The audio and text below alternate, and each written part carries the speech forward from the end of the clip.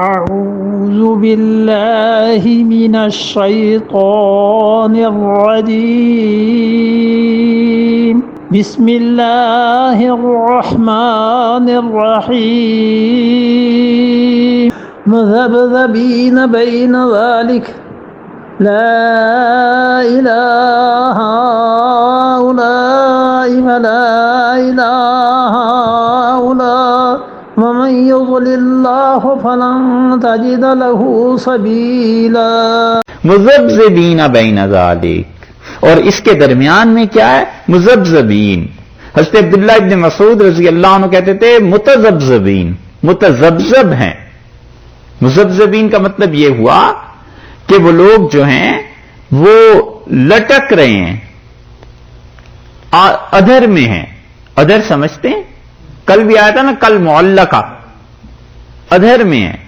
نہ ہی تو پورے کافر ہیں کہ کافر انہیں قبول کر لیں، اور چونکہ کلمہ پڑھتے ہیں تو مسلمانوں میں شمار ہوتے ہیں، اس لیے کافر قبول نہیں کرتے، اور مسلمان اس لیے قبول نہیں کرتے کہ حرکتیں ساری کافروں جیسی ہیں۔ مسلمان جانتے ہیں کہ ان کا ہم سے کوئی تعلق نہیں ہے۔ مذبذبین بین ذالک، اور دونوں کے درمیان میں ہے، لا الہ اولائے، نہ ان کے ساتھ ہیں ایمان والوں کے ساتھ، ولا، اور نہ ہی الہ اولائے ان کی طرف ہیں کافروں کے ساتھ۔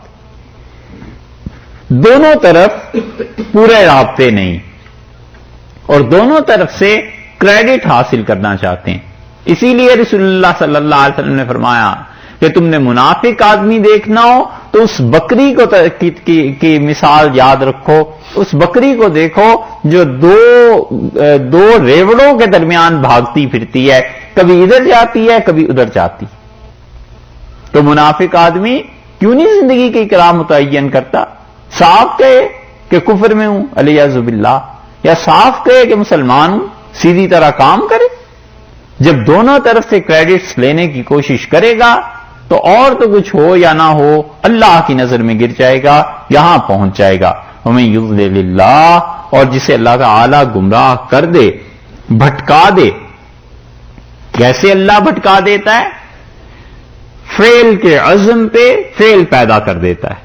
جب آدمی چاہتا ہے کہ یہ گناہ کی حرکت کرے تو اس کے ارادے پہ اللہ اس گناہ کو پیدا کر دیتا ہے۔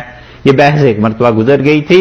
اہل سنت والجماعت اسی بات کے قائل ہیں کہ وہ کہتے ہیں آدمی گناہ کا ارادہ، اختیار کا ارادہ خود کرتا ہے کہ گناہ کو اختیار کرے، اور جب پکا ارادہ کر لیتا ہے تو اس کے ارادے پر خدا گناہ کو پیدا کر دیتا ہے۔